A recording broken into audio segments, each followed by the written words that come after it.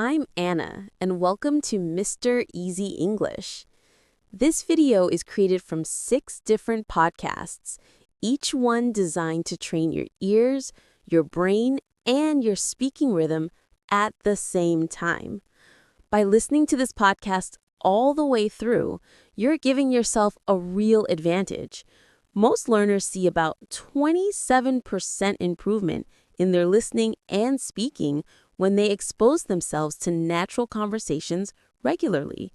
But you're about to go beyond that. Because this isn't just one episode.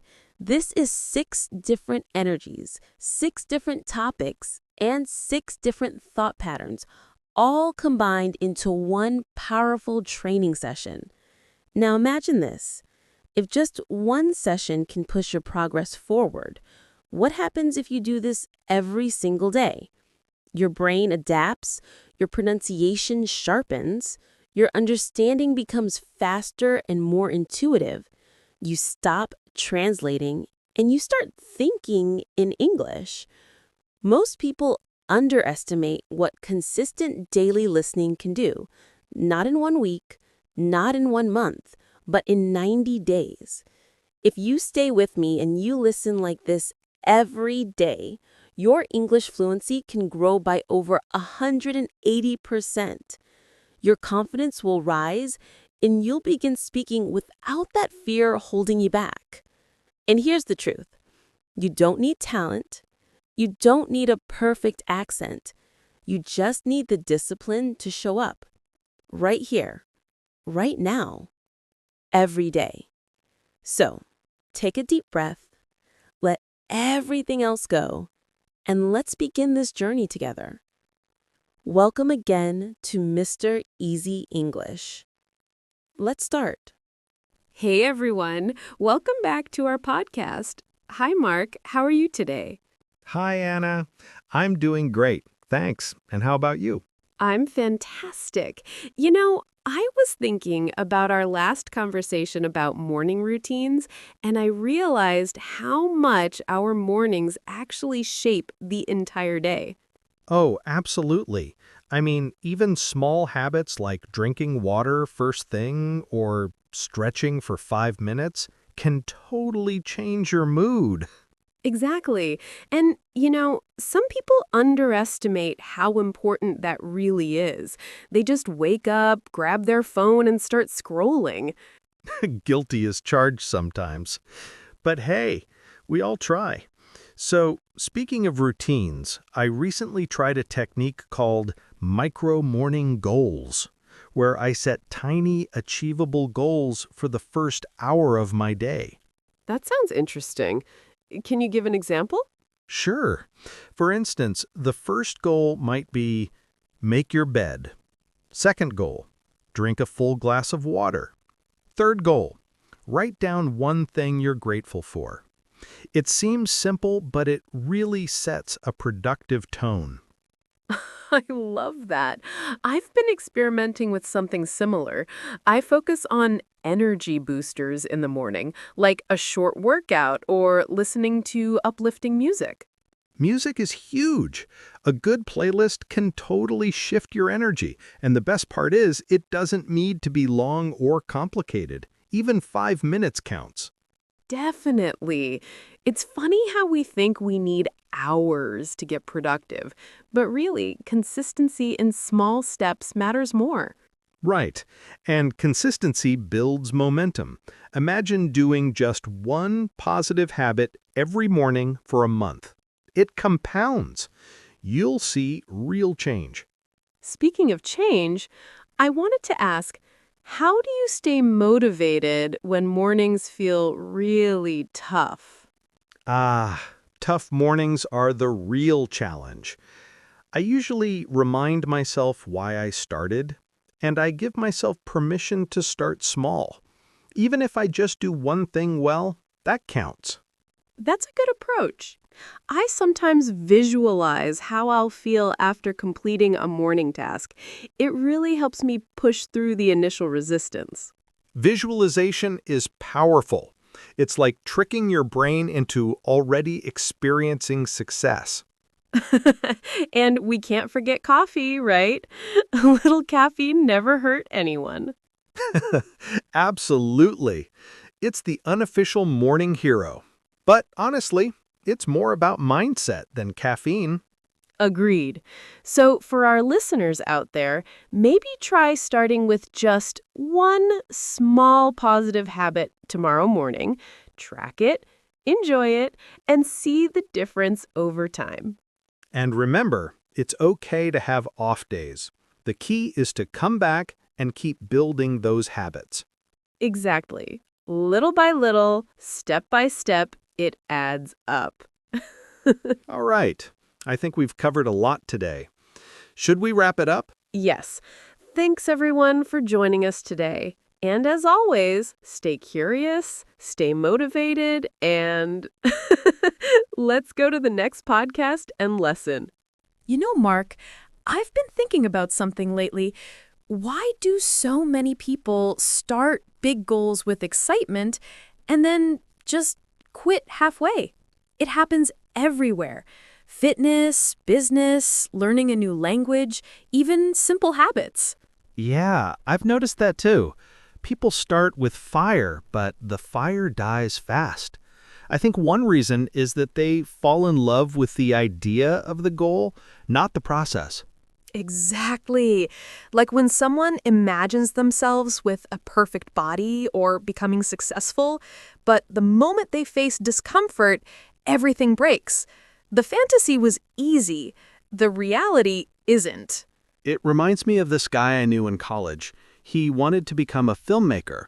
He bought a camera, wrote 2 scripts, talked big. But after a month, he stopped. Not because he lost interest, but because he realized filmmaking wasn't only creativity. It was editing, planning, failing, trying again. He didn't like the boring part. Yeah, people forget that every dream has a boring part. That's actually the filter. The boring part separates those who want the dream from those who want the dopamine. True. I also think people quit because they expect results too fast. We live in a world where everything is instant, fast delivery, fast internet, fast entertainment. So they think success works the same way. When it doesn't, they panic. Right. Like someone going to the gym for a week and expecting dramatic results. When nothing changes, they tell themselves, maybe I'm not built for this. My favorite excuse people use is, I'll start again next month. It becomes a cycle. They restart 1,000 times but never continue long enough to see progress. You know what's interesting? Many people aren't even afraid of failure. They're afraid of responsibility. Because once they commit to something, they can't blame anyone else. And responsibility is scary. Yes, responsibility means discipline, and discipline is not fun. I remember a quote, "Motivation gets you started, discipline keeps you going, identity makes it easy." When someone sees themselves as the type of person who keeps promises to themselves, they don't rely on motivation anymore. Identity is everything. If you see yourself as someone who always quits, your brain will look for reasons to prove that identity right. But if you shift it to, I finish what I start, your behavior changes. It's like writing a book. Most people say, I want to write a book someday. But they never do because they imagine the big picture, the final book in their hands. They don't imagine sitting alone for hours writing messy paragraphs that might never be used. Yeah, the unromantic part. The part no one sees, the part no one applauds. But that part is the whole journey. And I think people quit because they chase perfection. If the workout isn't perfect, if the day isn't perfect, if the plan isn't perfect, they abandon everything. Exactly. That's why I always tell people, be consistent, not perfect. You don't need a perfect day. You just need to show up. Another reason people quit is comparison. They see someone who's 10 steps ahead and start feeling hopeless. Instead of being inspired, they get discouraged. And they forget that the person they're comparing themselves to also started at zero. Maybe they even failed 100 times before succeeding. One of my favorite things is when someone says, "It's too late for me." And I'm like, "You're 20." Even if you're 40 or 60, it's still not too late. People underestimate how much life they still have. That's true. There's this study that showed many people achieve their biggest life goals after age 40, but we act like life ends at 25. Social media makes it worse. Everyone looks like they're succeeding fast. No one posts the years of silence before success, only the highlights. So true. And because of that, people think they're behind. But nobody is behind. Everyone has their own timeline. You know what the solution is, though? Tiny steps. Just small, boring, daily steps. If people did 10 minutes a day instead of waiting for the perfect time, they'd be unrecognizable in a year. Absolutely. Consistency beats intensity. And showing up, even in bad days, builds confidence. Not the loud confidence, but the quiet one. The kind you carry inside and nobody sees. I love that. Quiet confidence. The confidence that comes from keeping promises to yourself. And maybe that's the whole point.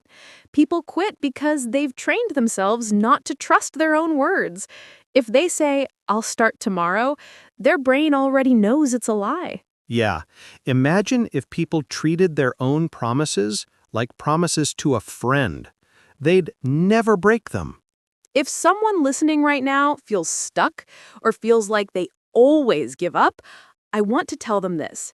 You don't need a perfect plan. You don't need motivation. You don't need to feel ready. Just show up today, even for 5 minutes, because 5 minutes every day for a year is bigger than a perfect plan you never start. And remember, discipline is not a punishment. It's a gift from your future self. All right, Mark, do we wrap it up? Yeah, let's end it here. If you enjoyed this episode, make sure to like, share, and follow. It really helps us grow. And we'll see you in the next podcast and the next lesson. Let's go. So today, we're diving deep into something everyone deals with: staying productive, staying motivated, and actually building habits that stick long term. Because honestly, knowing what to do is easy. Doing it consistently, that's the real challenge. Yeah, consistency is the boss level of life. You can know 1,000 methods, but if you don't keep showing up, nothing changes. Exactly. And I want to start with something simple. The idea of micro habits. Tiny actions that seem too small to matter, but when stacked daily, they transform your entire lifestyle. Oh yeah, like brushing your teeth but for your brain. But seriously, micro habits are powerful. I started one last month, reading just 1 page a day. 1 page! It sounded stupid at first, but now I'm finishing whole books without realizing. That's the magic of small steps. They bypass resistance. Your brain doesn't freak out because the task is too easy to reject. Exactly. And once you start, the momentum kicks in. Suddenly you're reading 5 pages, then 10, then a chapter. Speaking of momentum, let's talk about something people love to hate: procrastination. Ah, yes, the destroyer of dreams. But procrastination isn't laziness. Many times it comes from fear.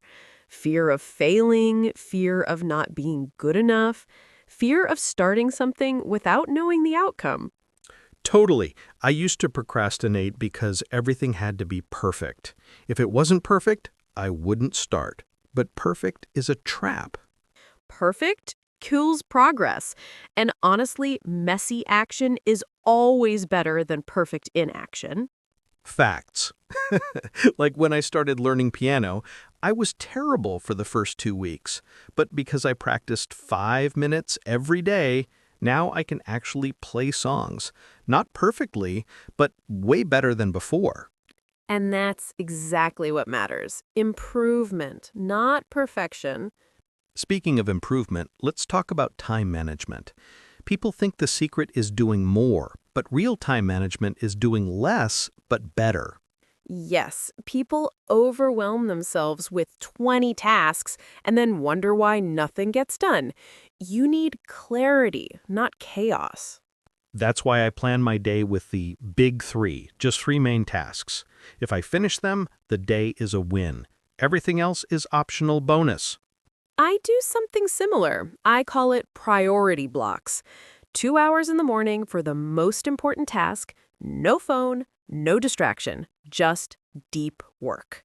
Deep work is underrated. Honestly, 1 hour of deep focus beats 5 hours of half-distracted multitasking. And deep work requires protecting your attention, which brings us to digital discipline. Yep, I turned off all unnecessary notifications on my phone. Life-changing.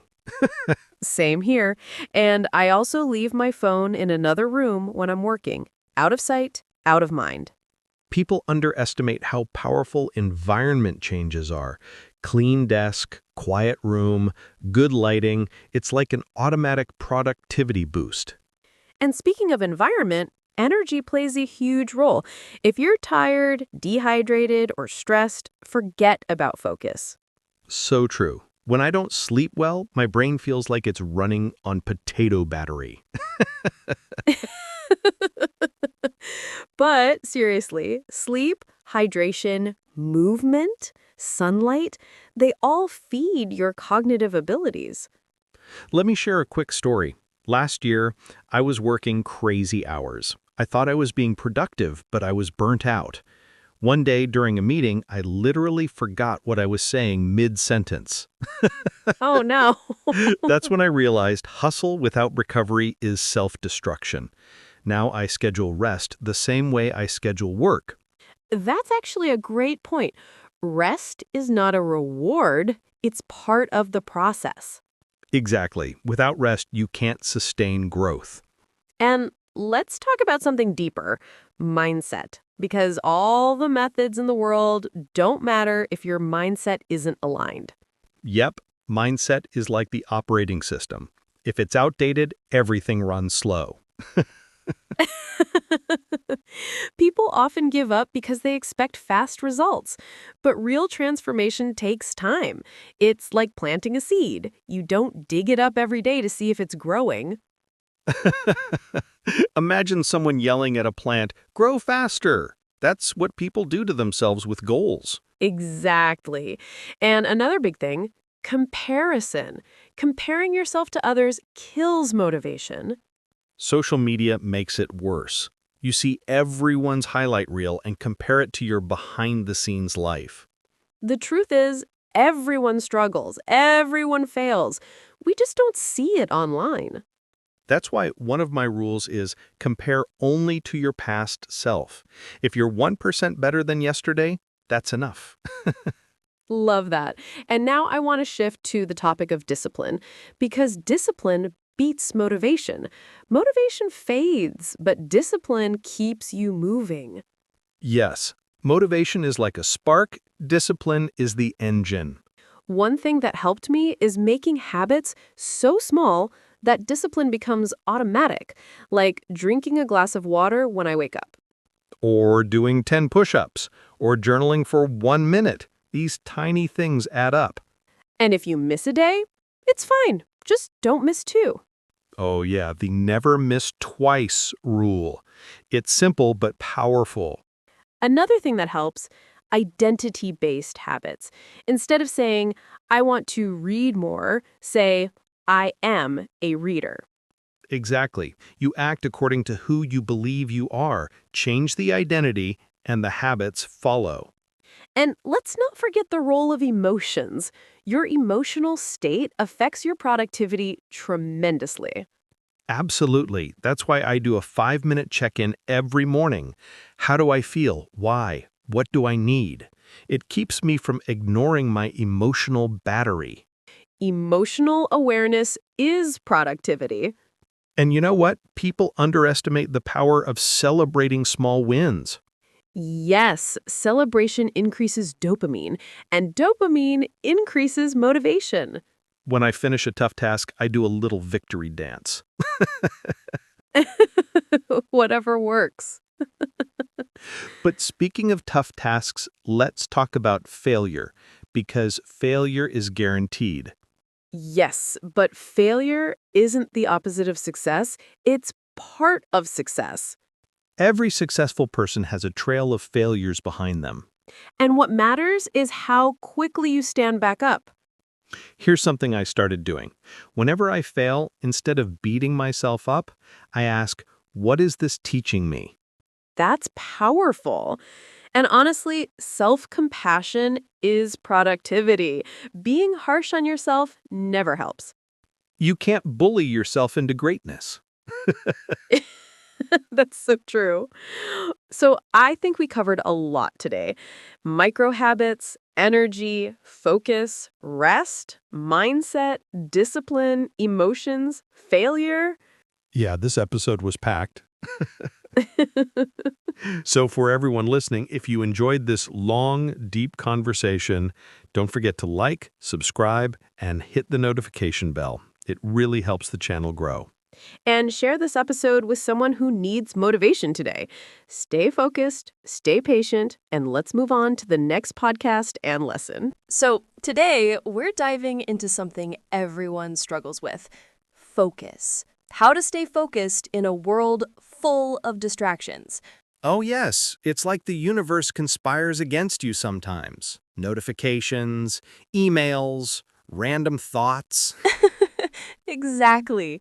So one technique I've been experimenting with is called the Pomodoro method. Basically, you work for 25 minutes straight, then take a 5-minute break. I love that method. It's simple but surprisingly effective. I even use a timer app with sounds that make me feel like a video game is on. That's fun. Turning productivity into a mini game. I like that idea. And sometimes I even reward myself with tiny treats during breaks, like a piece of chocolate or a quick stretch. Rewards are important. Our brains respond so well to positive reinforcement. Even little things can make a huge difference. Another thing I noticed is how the environment affects focus. Cluttered desk, messy room, it's like instant chaos in your head. I can relate to that. I spent an hour looking for my pen yesterday. Lesson learned. Tidy space, tidy mind. Absolutely. And then there's multitasking. Oh, don't even get me started. People think they're being efficient, but science says it reduces productivity. Yep. Focusing on one task at a time is way more powerful. Even when it feels slow, it actually saves time in the long run. And don't forget digital detox. Sometimes I put my phone in another room for an hour while I work. It feels dramatic at first, but the clarity is amazing. I do the same with social media. I tell myself, no scrolling until lunch. And surprisingly, I survive. That's impressive. Another trick is to break big tasks into tiny, manageable steps. Even starting small creates momentum. Momentum is key. Once you start, your brain gets into flow mode. You feel unstoppable. Speaking of flow, music can help too. I listen to instrumental or focus playlists, no lyrics, just rhythm to guide me. Oh yes, background music is magic, and I love white noise sometimes. It's like my brain says, okay, we're working now. And what about energy management? Sleep, hydration, and snacks matter. Even the best focus techniques fail if you're tired or hungry. True. I've learned that the hard way. So for our listeners, here's a simple takeaway.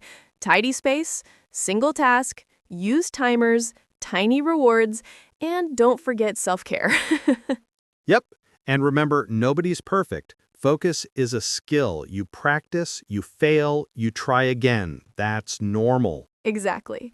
And even 10 minutes of concentrated work is better than an hour of distracted chaos.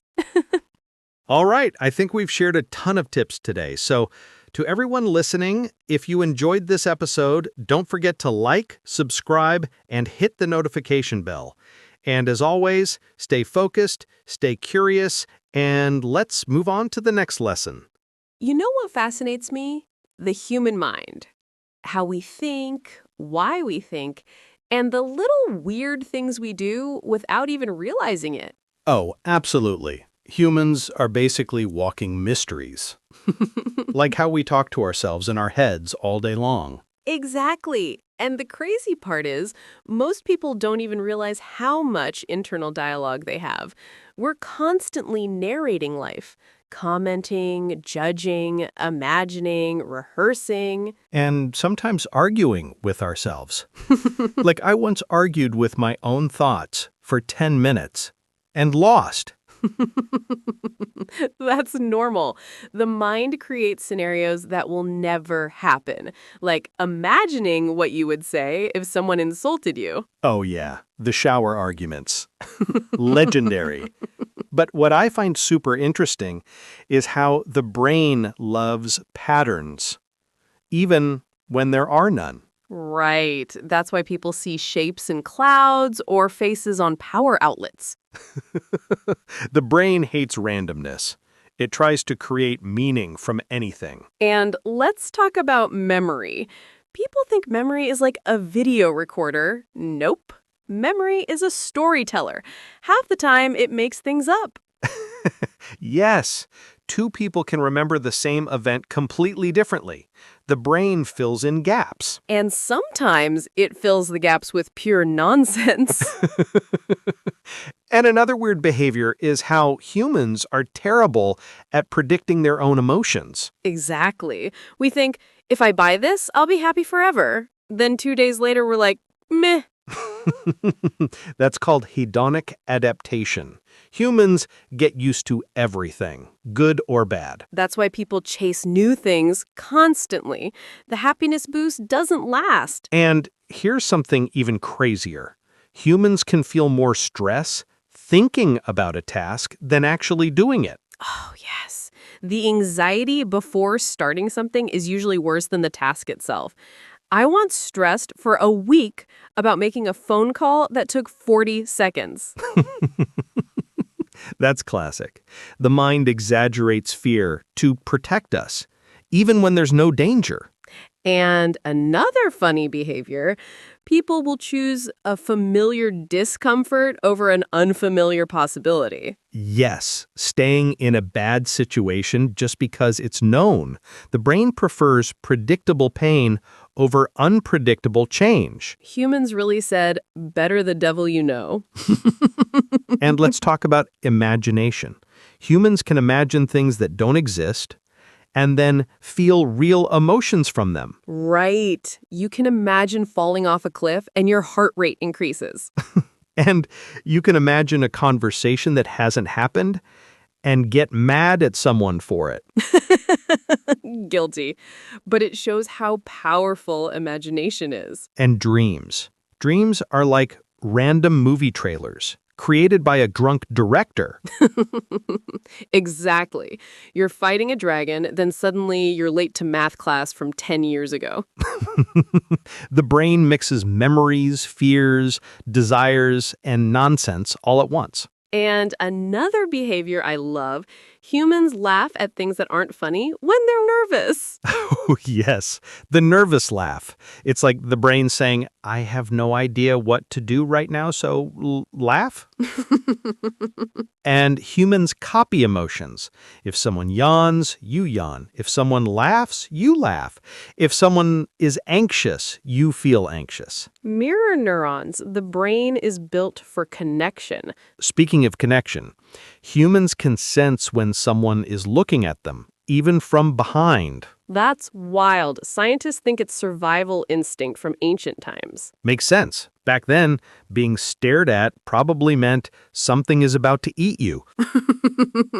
True. Another weird thing, people talk to plants and pets like they understand. I talk to my plants every morning.